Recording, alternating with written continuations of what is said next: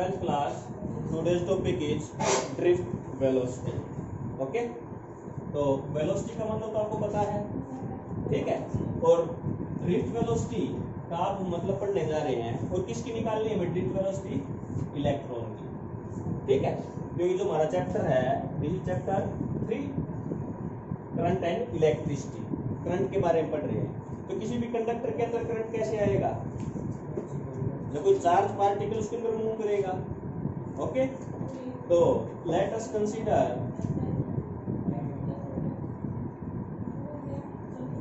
This is a conductor of length L and having area of cross section E,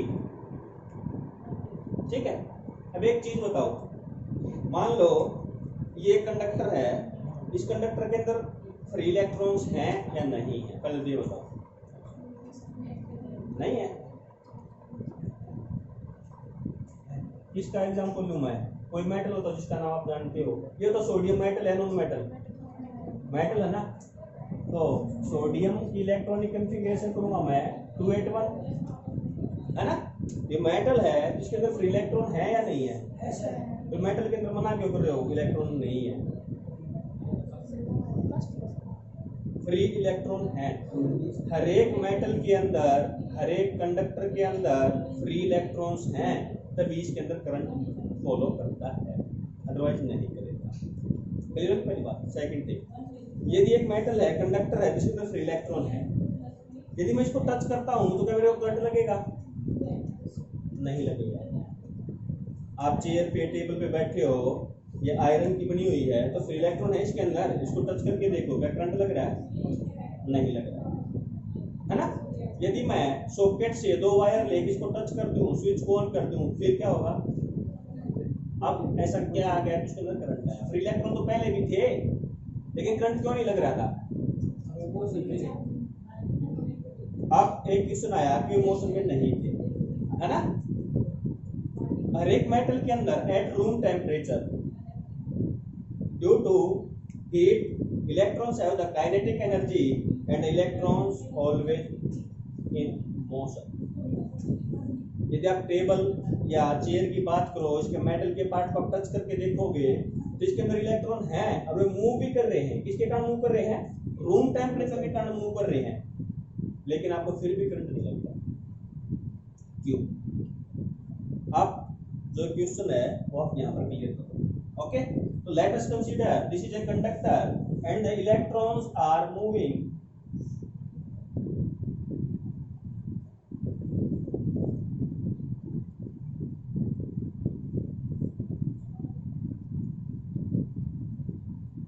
in random direction। Electrons are moving in random direction due to this net displacement or net velocity of the electrons is 0। For example एक table है, मैंने 5 बच्चे बुलाए, 5 बच्चे random अलग अलग direction में force लगा रहे हैं, इक्वल फोर्स लगा रहे हैं, तो क्या टेबल के अंदर मूवमेंट होगी? नहीं ना। क्यों? क्योंकि जो रिजल्टेंट फोर्स आएगा सभी फोर्स का, वो क्या आएगा? 0। तो वही रीजन है कि किसी भी कंडक्टर के अंदर रूम टेम्परेचर पर थर्मल एनर्जी, हीट एनर्जी के कारण इलेक्ट्रॉन मूव करेंगे, लेकिन उनकी जो नेट वेलोसिटी या नेट डिस्प्लेसमेंट है दैट विल बी 0। इसीलिए हम करंट महसूस नहीं करते, इसके अंदर करंट नहीं आता, ठीक है। तो मैंने मान लिया n is the number of electron per unit volume of the conductor। ये कंडक्टर है, इसके अंदर फ्री इलेक्ट्रॉन्स हैं। कितने electron? n per unit volume। Okay, and the initial velocity of the electrons is u1, u2, u3 and un। this is the initial velocity due to room temperature। Okay, अब इनकी net velocity निकाल लूं या average velocity निकाल लूं तो कैसे निकलेगा? u1 plus u2 plus u3 un by n। यही आएगा ना, average total sum of the velocity divided by total number of the electron which is equal to 0। Clear? यहां तक किसी को प्रॉब्लम? चलो अब मैंने क्या किया, इस कंडक्टर को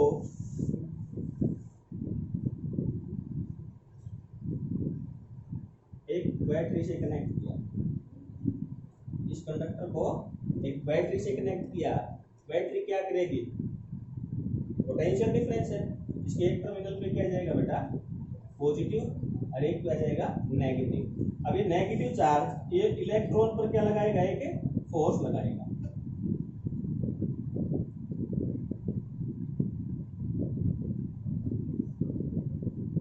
ठीक है, अब फोर्स लगने के कारण इलेक्ट्रॉन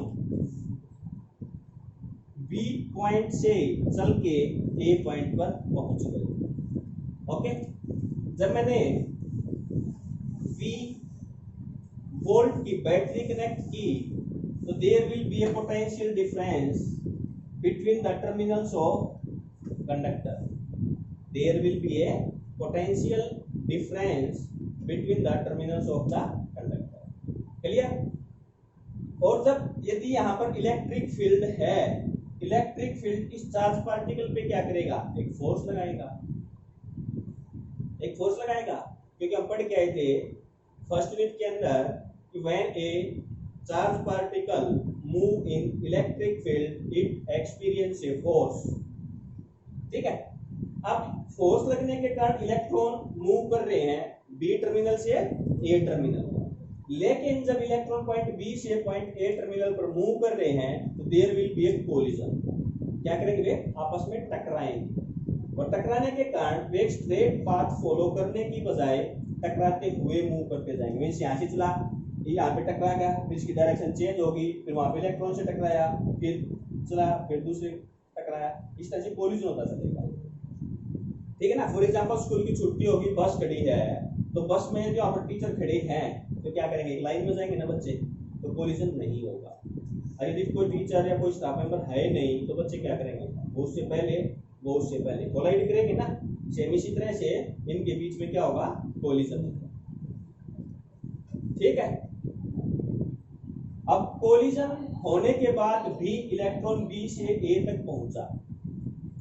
ठीक है, तो अब ड्रिफ्ट वेलोसिटी की डेफिनेशन सबसे पहले क्या है कि average velocity with which electrons move from one end to another end. तो drift velocity की definition क्या हुई?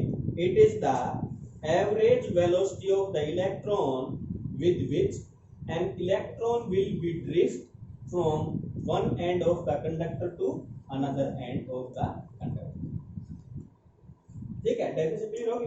अब ये कैलकुलेट करेंगे कि किस वेलोसिटी से बी से ए तक गया।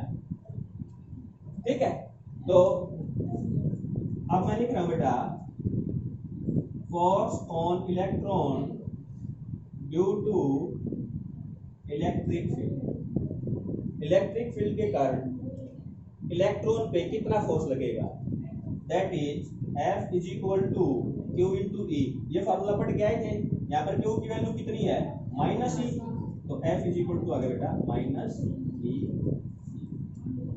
ओके, जब किसी भी ऑब्जेक्ट पर यदि फोर्स लगा तो क्या करेगा, एक्सेलरेट करेगा। ठीक है ना? तो if V1 V2 V3 Vn is final velocity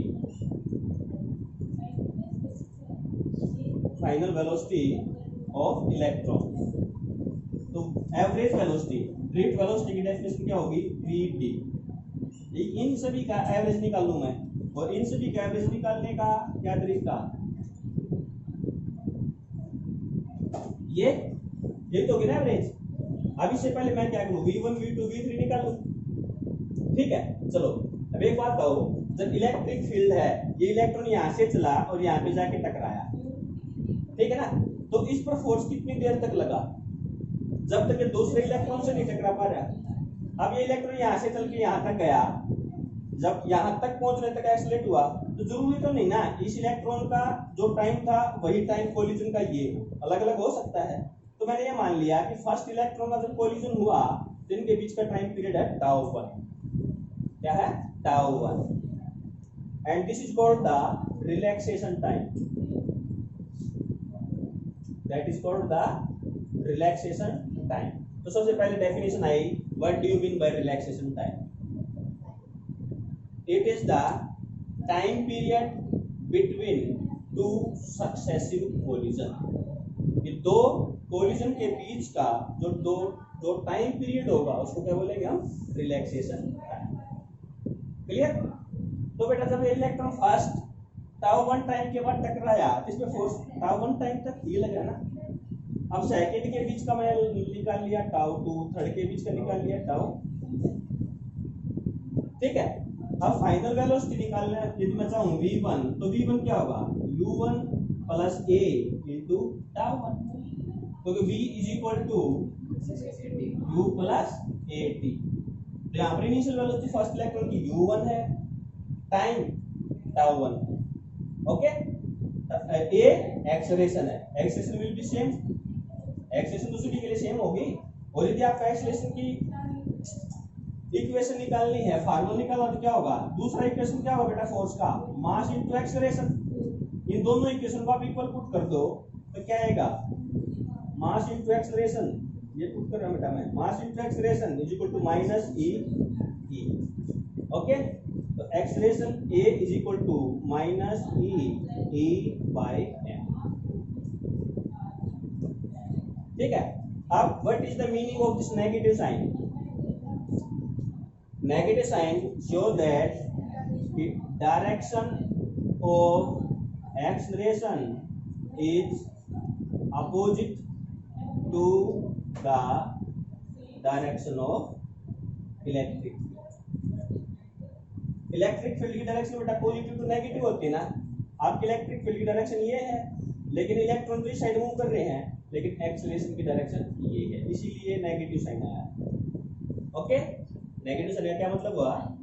negative sign show that the direction of acceleration is opposite to the direction of electric field. Clear? आपके पास एक्सेलरेशन का फार्मूला है। ठीक है, इसी तरह से यदि मैं v2 की वैल्यू निकालूं तो u1 प्लस a टाउ और vn is equal to un plus a। ठीक है, अब इन सभी की क्या करूं मैं? इसके अंदर पुट कर दूं ना।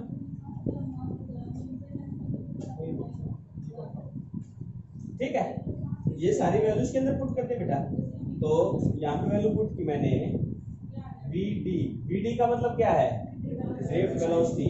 v1 की वैल्यू आई u1 plus a tau 1 plus u2 plus a tau 2 plus un plus a tau by n। ठीक है, अब क्या किया मैंने? u1 plus u2 plus un term इकट्ठी की, a कांस्टेंट निकाला, टाउ 1 टाउ 2 टाउ n, ये कॉमन निकाला, n से डिवाइड। इसी फार्मूले में इकट्ठी की है टर्म वैसे एक्सचेंज की। अब देखो बेटा, इसको मैं ऐसे लिख सकता हूं ना,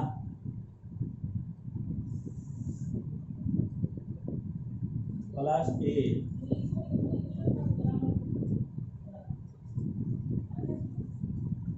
लिख सकते हैं ना। अब ये वैल्यू पहले निकाल चुके हैं हम, कितनी थी? 0। क्यों थी? Average velocity at room temperature is 0। ठीक है, तो सिर्फ ये टर्म बचेंगी। इस पूरे को क्या लिख सकता हूं बेटा मैं? ये किसका एवरेज निकल गया? यदि टाउ 1 आपका रिलैक्सेशन टाइम है, n से डिवाइड कर दिया तो एवरेज रिलैक्सेशन टाइम निकल गया, एवरेज रिलैक्सेशन टाइम निकल गया। तो this is average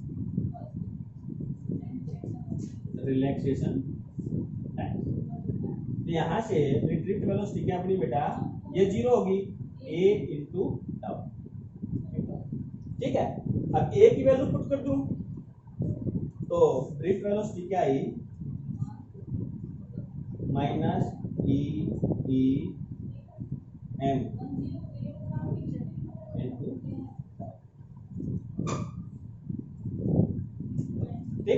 this is the formula for drift velocity. Okay sir और यहाँ से कोई चीज समझ में नहीं आई तो मेरे को बताओ। सर एक बार next topic is relation between current and drift velocity और determination of Ohm's law. Ohm's law निकाल लेंगे। लेट अस कंसीडर, और बेटा ये बात है ना नोट्स में लिखनी है जो मैं बोल रहा हूँ जिस तरह से, late us consider a conductor of length A having area of cross section A, n is the number of electrons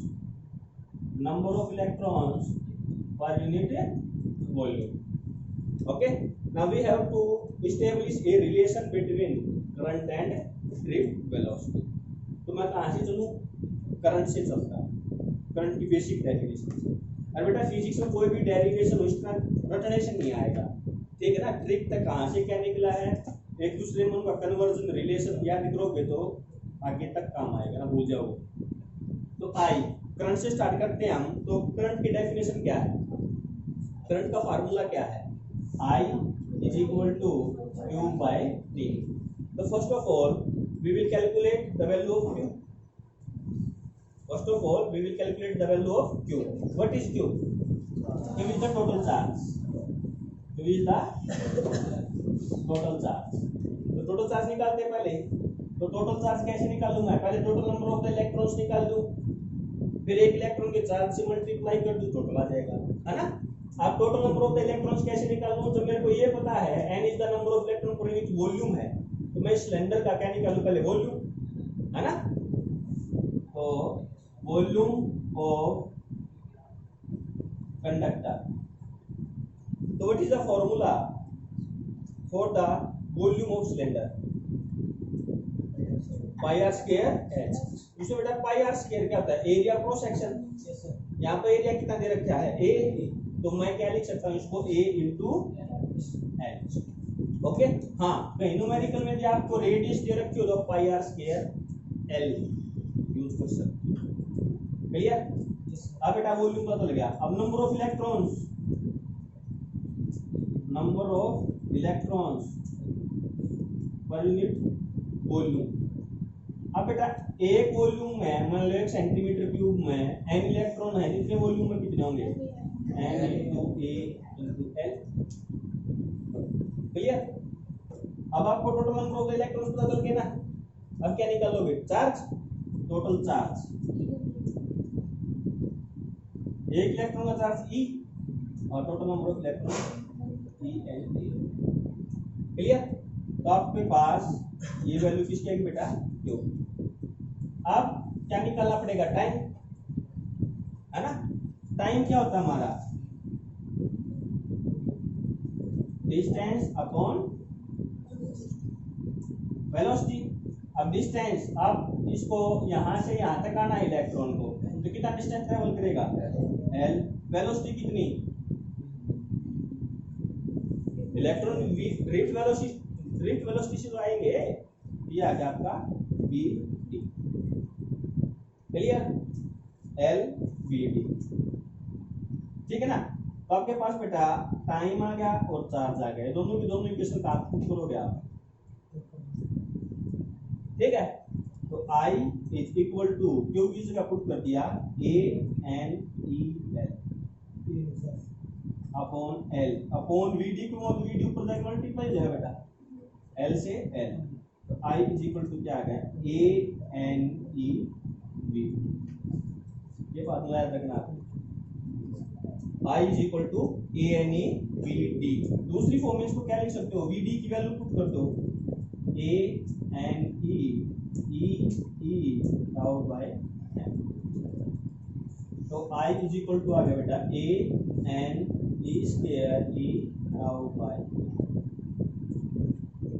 okay, तो कोई भी फार्मूला यूज कर सकते हो। नेक्स्ट इसी के अंदर होने पड़ा बेटा ओम्स लॉ। ओम्स लॉ का मतलब V is equal to I R A पढ़ गए थे ना। That means we have to calculate the value of resistance in terms of drift velocity. We have to calculate the velocity value of resistance. Okay, ये आपकी आई की value आ गई। अब यदि मैं बात करूं ओम्स लॉ से, तो V is equal to I R, है ना। तो यहां से V की V, what is the relation between V and E? Electric field और इलेक्ट्रिक पोटेंशियल में क्या रिलेशन है? V is equal to E, V by L is equal to E। यही था ना, यही है ना। तो क्या किया, यहां से V की वैल्यू निकाल ली, तो V कितना आ गया? E into L, E into L। तो V की जगह मैं यहाँ पर पुट कर दूं बेटा E L I into R। ठीक है, चलो अब E की जगह हम V बाई L पुट करेंगे, इसको रहने दो। हमको सिर्फ क्या करना है, E की जगह V बाई L पुट कर देंगे। कहाँ पर? इस इक्वेशन में।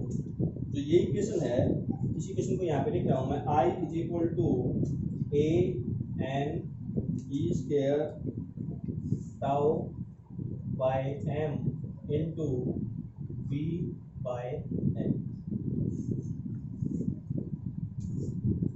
ओम्स लॉ की इक्वेशन है V is equal to I R. हमें पता है V by L is equal to E। E की वैल्यू इस इक्वेशन में V बाई L पुट कर, ठीक है ना। क्यों? क्योंकि मेरे को तो ओम्स लॉ से यहाँ तक पहुंचना है, तो मैं क्या करूंगा, I is equal to V by I तक पहुंचना पड़ेगा मेरे को। तो इस इक्वेशन के अंदर V इंट्रोड्यूस करना पड़ेगा, इसके अंदर डालना पड़ेगा। इसके अंदर V है नहीं ना, तो मेरे को लेके आना पड़ेगा। अब V को मैं कहां से लेके आया? E की जगह पे लेके आया। ठीक है, चलो अब V बाई L आया। अब देखो, इस V को यहीं रख रहा हूं मैं, I को नीचे लेके आ रहा हूं। V by I is equal to, इस टर्म को ऊपर लिया मैं, V L upon A N E square by tau. V by I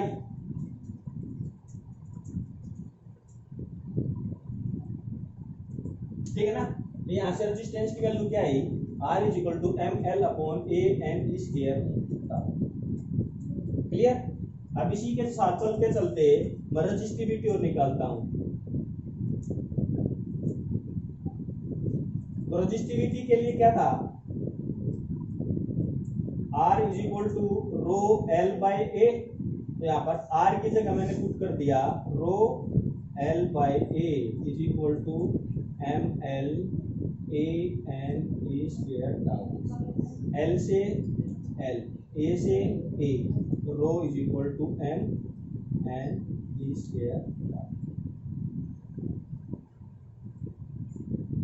ठीक है, अब रेजिस्टेंस, रेजिस्टिविटी, इसके अलावा दो टर्म और पढ़ी थी आपने, कंडक्टेंस एंड कंडक्टिविटी, है ना। तो कंडक्टेंस रेसिप्रोकल ऑफ रेजिस्टेंस, और रेजिस्टेंस का रेसिप्रोकल किया, रेजिस्टेंस का रेसिप्रोकल आर की वैल्यू आई थी ना, क्या जाएगा बेटा A N E square tau by M।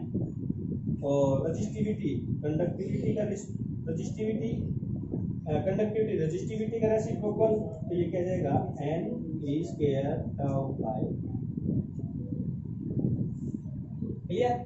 अब यहां से एक क्वेश्चन पूछा जाता है बेटा, effect of temperature on resistance, और यहां से effect of temperature on resistance. ठीक है, इसका जवाब आप इस फार्मूले से दो। ठीक है, अब देखो एक चीज बताओ मेरे को, यहां से मैं लिख सकता हूं ना, resistance is inversely proportional to tau. और यहां से भी क्या लिख सकता हूं मैं, resistivity is inversely proportional to tau, है ना। टाउ क्या था? Average relaxation time. Average relaxation time का मतलब, एवरेज रिलैक्सेशन टाइम का मतलब है टू सक्सेसिव कोलिजन के बीच का टाइम। ओके, अब एक चीज बताओ, यदि आपने टेम्परेचर को इंक्रीज किया, टेम्परेचर को क्या किया आपने, इंक्रीज, तो इलेक्ट्रॉन्स की काइनेटिक एनर्जी का पर क्या इफेक्ट पड़ेगा, इंक्रीज करेगी। काइनेटिक एनर्जी इंक्रीज करने का मतलब उनकी वेलोसिटी इंक्रीज करेगी, और यदि उनकी वेलोसिटी इंक्रीज कर रही है तो number of collision will be increase और डिक्रीज। मतलब यदि आप बाइक या स्कूटी चला रहे हो 40 या 60 की स्पीड पे, और एक चला रहे हो आप 100 की स्पीड पे, तो दोनों में नंबर ऑफ कोलिजन, एक्सीडेंट के चांसेस किसमें ज्यादा है, 100 वाले में ना। तो इसी तरह से बेटा, जब इसका टेम्परेचर इंक्रीज किया तो इसकी वेलोसिटी इंक्रीज करेगी, वेलोसिटी इंक्रीज की तो काइनेटिक एनर्जी इंक्रीज करेगी, काइनेटिक एनर्जी इंक्रीज करेगी तो नंबर ऑफ कोलिजन इंक्रीज करेंगे, और नंबर ऑफ कोलिजन इंक्रीज करेंगे तो दो कोलिजन के बीच का टाइम घटेगा, है ना। तो टाउ क्या करेगा, डिक्रीज। और जब टाउ डिक्रीज करेगा तो रेजिस्टेंस क्या करेगा, ठीक है ना। तो आपको इतनी बात लिखने की पूछा जाता है 3 मार्क्स में, what is the effect of the temperature on the resistance. Clear. इसी तरह से आप इसको एक्सप्लेन करोगे।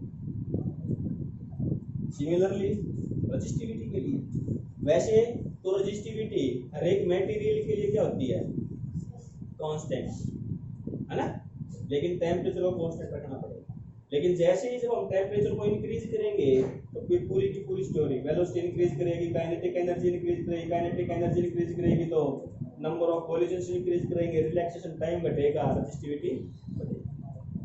ओके, और जो रेजिस्टेंस इंक्रीज करेगा that will be increase by this relation, इस रिलेशन से इंक्रीज करेगा, रेजिस्टिविटी इंक्रीज करेगी तो ये इस रिलेशन से इंक्रीज करेगा। ओके, डायरेक्ट इंक्रीज नहीं करेगा।